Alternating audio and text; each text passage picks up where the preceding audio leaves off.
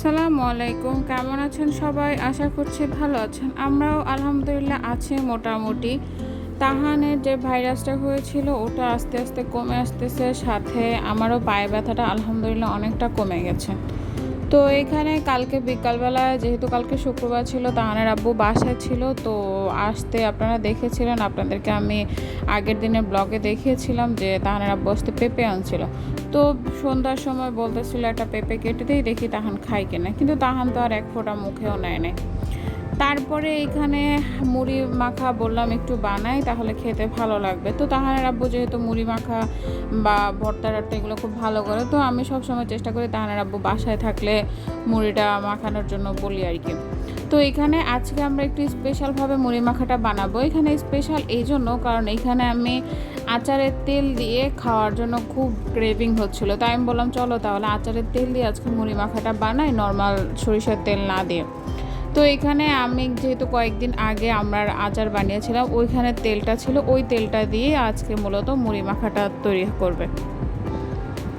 তো এখানে তাহানের আব্বু সব কিছু কেটে নিয়েছে, পেঁয়াজ, কাঁচামরিচ, একটু আদা, আবার একটু বিলাতি ধনিয়া পাতাও দিয়েছে, কাঁচামরিচ দিয়েছে। আপনারা কেউ বিলাতি ধনিয়া পাতা দিয়ে মুড়ি মাখা খেয়েছেন কিনা আমাকে অবশ্যই কমেন্ট করে জানাবেন। আর আচারের তেল দিয়ে তো প্রায় লোকজন খায়, তো আপনারা কোন আচারের তেল দিয়ে খেতে পছন্দ করেন আমাকে কমেন্ট বক্সে অবশ্যই জানাবেন। তো মুড়ি মাখাটা তাহানের আব্বু সবসময় আগে চানাচুরটা আগে মাখিয়ে নেয়। তো এই চানাচুরটা যখন আগে মাখায় তখন হয় কি, আমি এখান থেকে যে চানাচুরটা হয় ওটা আমি আগে একটু খেয়ে নিই, কারণ আমার কাছে শুধু চানাচুর মাখাটা খুবই মজা লাগে আর কি। তো আমি পরে আজকে আর নিলাম না, আজকে দেখা গেছে বললাম মুড়িটা একসাথে দিয়ে দাও তারপরে খাবো নি। তো মুড়িটা খেতে গিয়ে এতটা মজা লেগেছে, মনে হচ্ছে পুরোপুরি বাহিরের মুড়ি যেরকম বানায় ওই রকমই লাগছিল, এতটা টেস্ট হয়েছে আলহামদুলিল্লাহ। আপনারা বাসায় এরকম ট্রাই করে দেখতে পারেন আর কি। একদম মনে হয়েছে যে বাহিরের যে আচারে মানে মুড়ির যে তেলটা দেয় ওটার মতো একদম ফুল ফ্লেভারটা ছিল আর কি আমার কাছে। তো এখানে কোনো রান্না করতেছি না, এখানে হচ্ছে দুপুরে যে মুরগির রোস্ট আর পোলাওটা রান্না করেছিলাম ওই পাতিলগুলাই এখন ধুয়ে ফেলবো আর কি।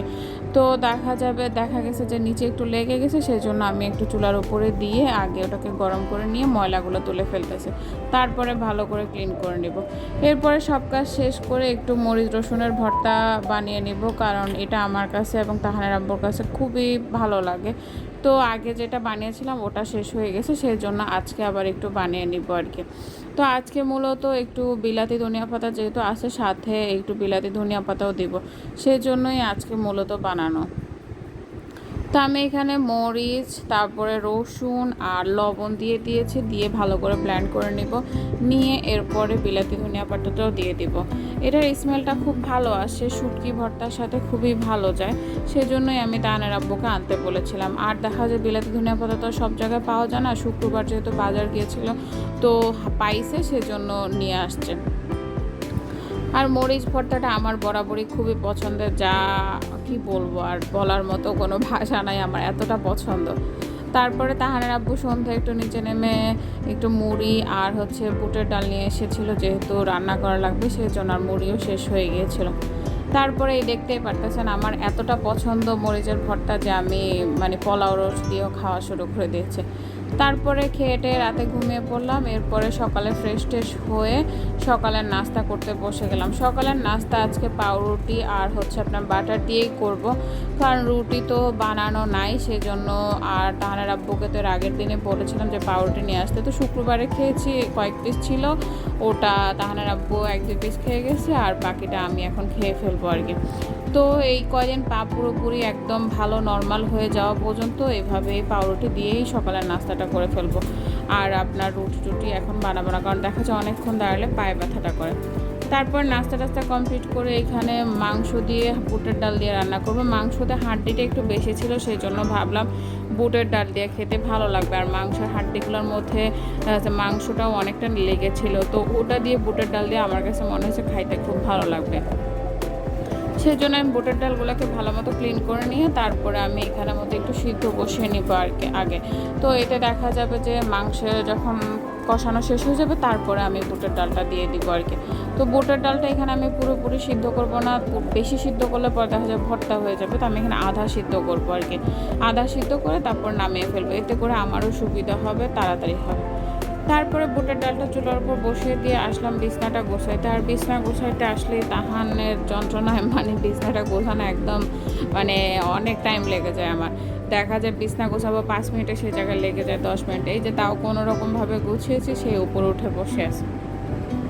তারপরে বিছনা টিছনা গুছিয়ে এসে মাংসগুলোর এবার গরম পানিতে দিয়ে দিব, তাহলে মাংসের গন্ধটাও চলে যাবে, যেহেতু ফ্রিজে রাখা ছিল। প্লাস হচ্ছে আপনার মাংসের যে লাল অংশটা মানে এটাকে রেড মিট টাইপের, যেটা আমি যতটুকু জানি, আমি এক্স্যাক্টলি বলতে পারতেছি না, ভুল হলে ক্ষমা দৃষ্টিতে দেখবেন। তো ওর দেখা যায় কি ভিজিয়ে রাখলে গরম পানিতে দেখা যায় কি একটু লাল লাল ভাবটা চলে যায়, সেই জন্যই আমরা গরম পানিতে ভিজিয়ে রাখি। তো এদিকে বুটের ডালটা অলমোস্ট সিদ্ধ হয়ে এসেছে, মানে পুরোপুরি না, 50-60% সিদ্ধ করে নিয়েছি। আর বাকিটা দেখা যায় মশলা কষানোর সময়, মানে বুটের ডালটা যখন দিব মাংসের সাথে, তখন দেখা যায় বাকিটা হয়ে যাবে আর কি। তারপরে এদিকে মাংসটাও ভাবে ধুয়ে ফেলেছি, ধুয়ে তারপরে এখন নিয়ে নিব আর কি। এরপরে মাংসটা বসিয়ে দিব। তো এখানে আমি মাংসটা বসানোর জন্য পেঁয়াজ দিয়ে দিয়েছি, মাংস দিয়ে দিয়েছি, আদা বাটা, রসুন বাটা, তারপরে শুকনো মশলা সবগুলো দিয়ে দেবো। আমি হাতে মেখে মাংসটা বসাবো, আর মশলাটা আগে আর কষাবো না আর কি।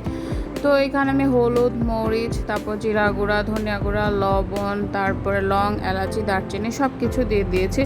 দিয়ে এখন সরিষার তেলটা দিয়ে দিব আর কি। তো মাংস রান্না করলে একটু সরিষার তেল দিলে ফ্লেভারটা আর স্মেলটা খুব ভালো আসে, সেজন্য আমি সরিষার তেল দিয়েই, যদি থাকে তখন বেশিরভাগ টাইমে সরিষার তেল দিয়ে মাংসটা রান্না করি আর কি। তো যত বেশি করে মাখাবেন তত মাংসের দেখা যাবে যে কি মজাটা বাড়ে আর কি।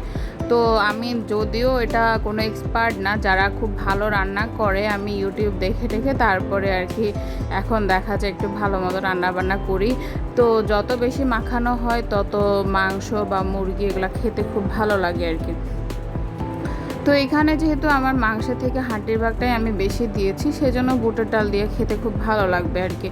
আর দেখা যায় নর্মালি যদি আমি আলু দিয়ে রান্না করি, এখানে হাড্ডি বেশি হবে, খেতে হয়তো অতটা ভালো লাগবে না।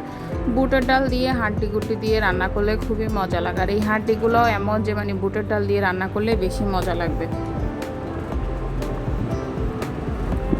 তো এটা আমি সবসময় করে থাকি, যখনই এরকম হাড্ডি বেশি হয় তখনই আমি বুটের ডাল দিয়ে রান্না করি। আমার কাছে খেতে খুবই ভালো লাগে আর কি। বুটের ডাল যদিও আমার ওরকম খাওয়াটা ঠিক না, কারণ ইউরিক অ্যাসিড যাদের তাদের অনেক ধরনের সমস্যা থাকে। তারপরে এখন ভাববেন যে ফ্যান চালিয়ে রাখছেন, এটা আবার ভিডিওতে দেখানোর কি আছে। এটা মূলত দেখাচ্ছি এই জন্য যে ফ্যান আমি অনেক দিন আগে কিনে এনেছিলাম, চুলার সাথে আপনাদের সাথে শেয়ার করেছিলাম। তো এইদিকে যেহেতু মানে ইলেকট্রিশিয়ান পাওয়া এখানে খুবই কষ্টকর। তাহানের আব্বু অনেক বলে বলে তারপরে গিয়ে ওদেরকে আনিয়েছিল, অনেক বলে তারপরে কয়দিন আগে চুলাটা লাগিয়েছি, এরপরে আবার ওরা গায়েব হয়ে গেছে। তারপরে আবার বলে বলে অনেক রিকোয়েস্ট করে ফ্যানটা লাগিয়েছি আর কি। তারপরে এদিকে মাংসটা কষানো অলমোস্ট হয়ে এসেছে। এবারে হলুদের গুঁড়াটা মানে বেশ ভালো লাগে না আমার কাছে, কালারটা কেমন জানি আসতেছিল, ভালোই লাগতেছিল না। তারপরেও কী করবো, আনছে যেহেতু ইউজ তো করাই লাগবে, সেই জন্য ইউজ করতেছি আর কি।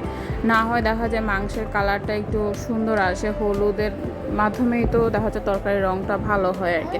হলুদ মরিচ ভালো না হলে দেখা যায় তরকারির কালারটাও সুন্দর আসে না, যতই আপনি মজা করে রান্না করেন।